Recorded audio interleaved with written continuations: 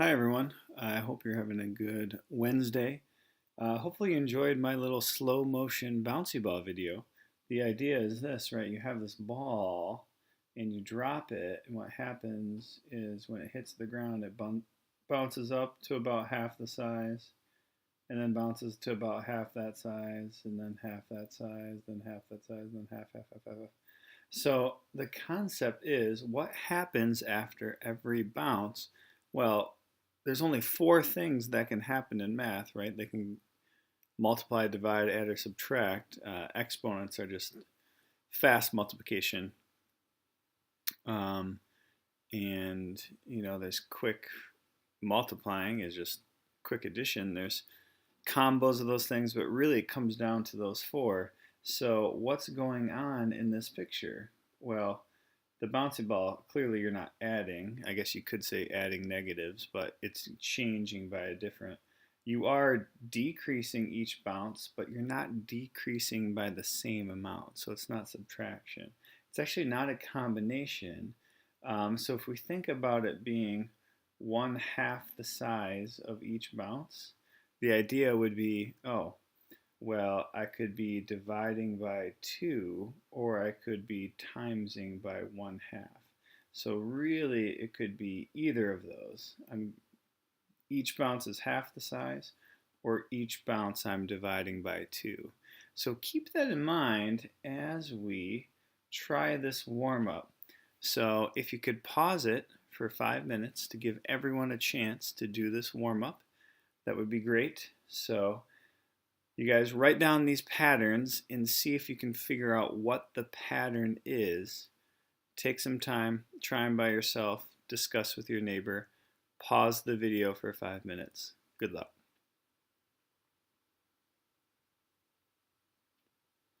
All right, hopefully you figured out some, if not all of these. So let's start with the first one. So what's going on here? 2 to 5, that could be times by 2.5, but that's not it. I think I'm just going to start simple, and that's just increasing by 3. So 5 to 10, this would be increasing by 5. Interesting. 10 to 17, ooh, that's increasing by 7. 7 to 26, I think I'm starting to see a pattern here. So it's increasing, but it's increasing by 2 more each time. So if we go 2 layers deep, that's up 2, and then up 2, up 2, up 2. Right here, remember after the chapter we just did, that's called the second difference, meaning it's an x squared problem. All right, let's just draw the line here to keep it separate. Okay, next one. What do we have here? 8 to 17. 17 to 26. Well, let's try adding again. So 8 to 17, that's up by 9.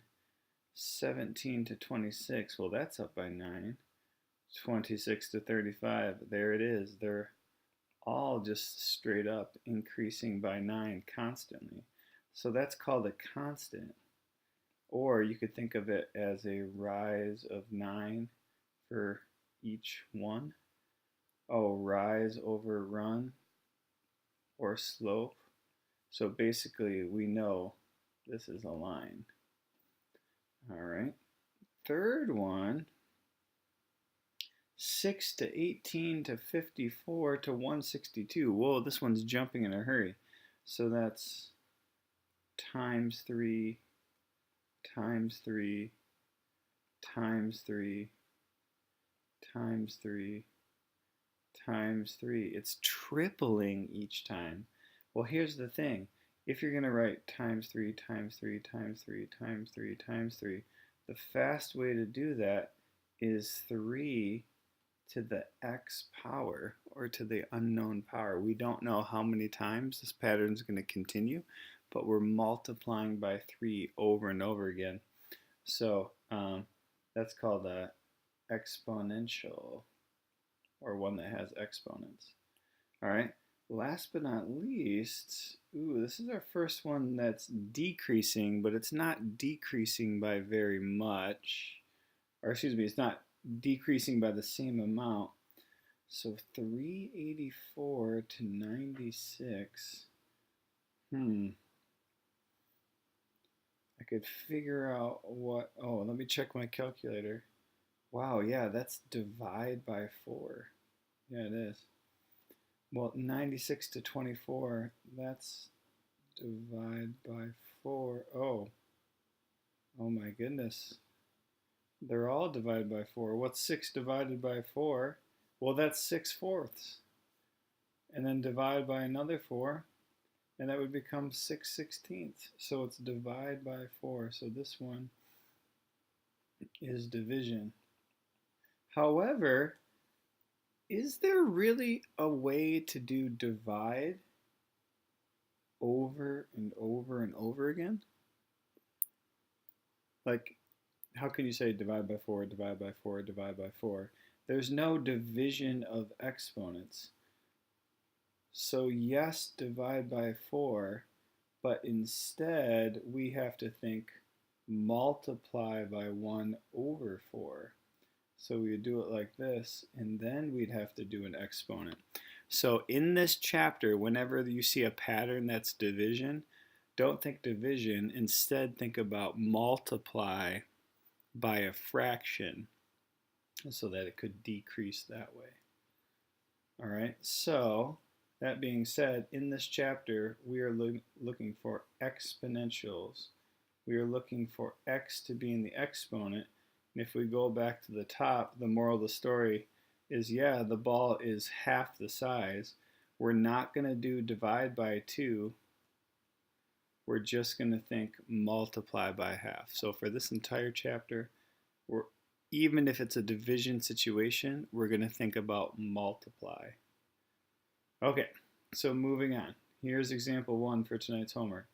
Can you find the pattern? Can you find the next 2 terms? So example 1, hopefully you know that's times by 4. We're just looking for multiplication. Times by 4, times by 4. So if the pattern continued, we'd have 128 times 4, which would be 512. And then 512 times 4, which would be 2048. All right. Next one, I can see this is decreasing, but remember, in this chapter, we are only doing multiplication. So while you might think, how can 27 go to -9, you would think divide by -3. How can -9 go to 3? You think divide by -3 again. But remember, we can't think division. So instead, we have to think multiply by -1/3. Multiply by -1/3. Multiply by -1/3. So if we continue that again, and I multiply by -1/3 again times -1, that would be a positive 1/3. And then if we do a -1/3 again, well, 1/3 times 1/3, luckily multiplying fractions is pretty easy. 1 times -1 is -1, 3 times 3 is 9, so -1/9 would be the last one. Okay, let's see if you can do it. Pause the video and you guys try these 2. What would the next 2 terms be? Next 2 blank spots. Pause, good luck. All right, welcome back. So let's go over this. So this would be times by -2, times by -2, times by -2, right? It would always alternate.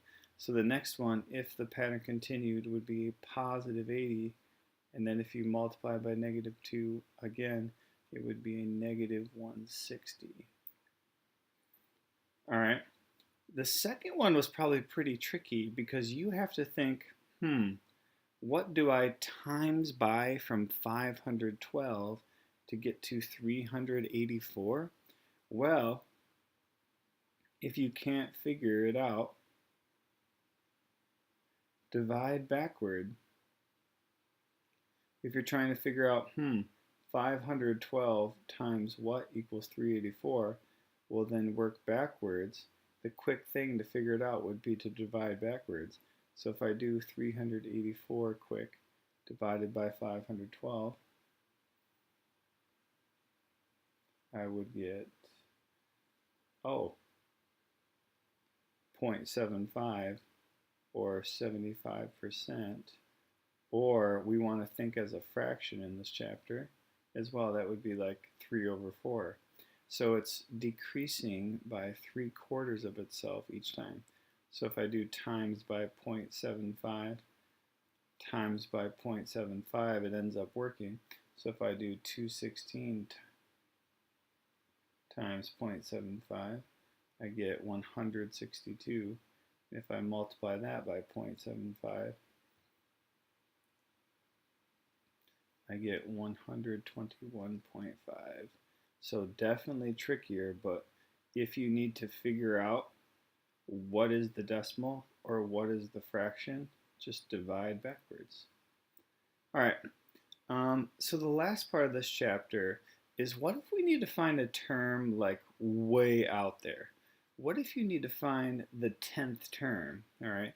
So hopefully everyone sees, okay, 2 to 4, you instantly know it's like, okay, I'm timesing by 4, times by 4, times by 4, so on and so forth.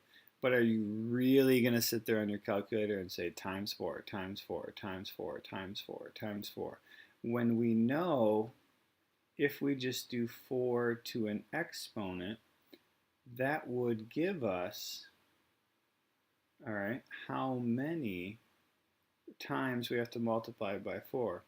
But there's one little issue. Let's count it out.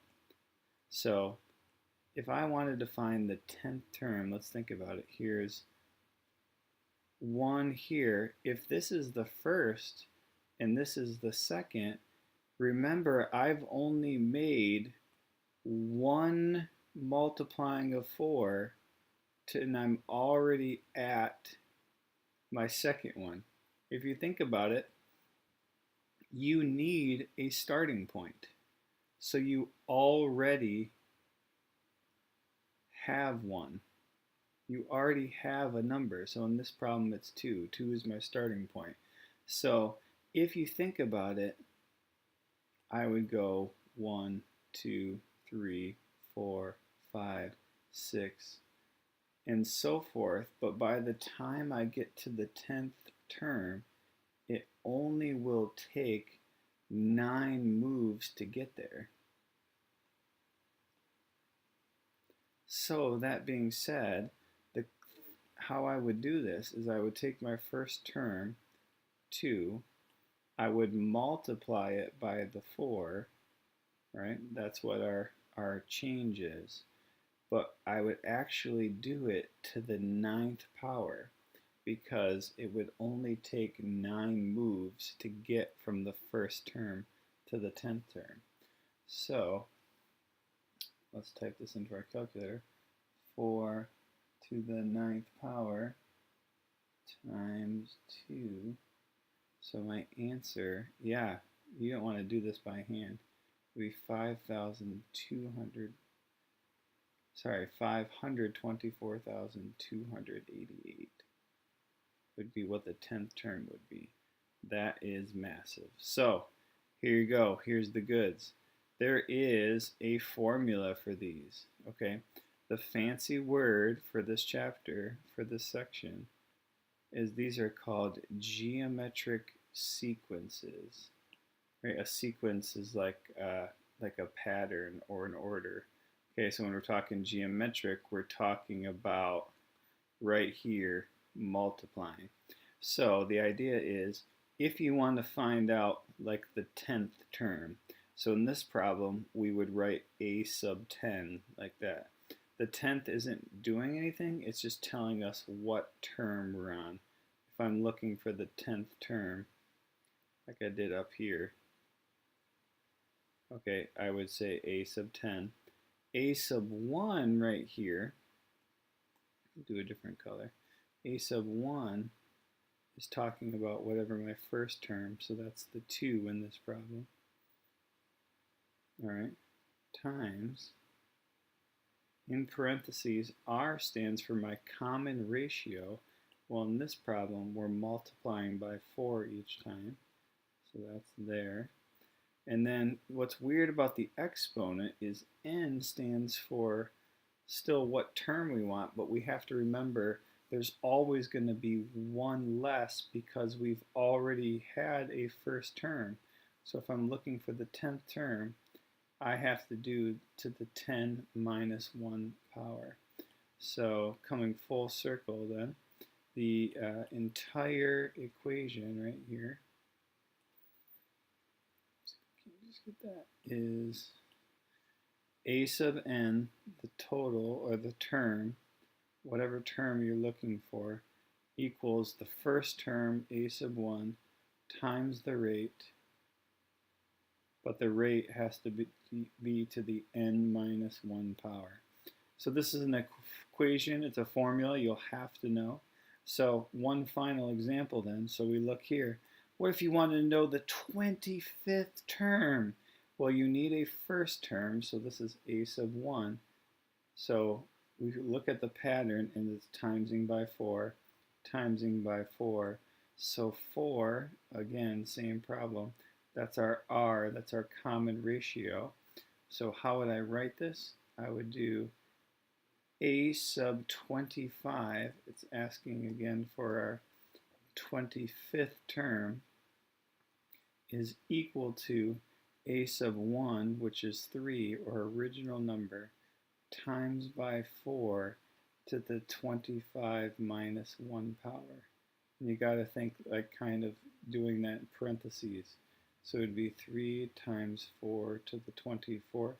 We have to do exponents first, and then you would multiply it by 3 and get your answer. Thanks very much.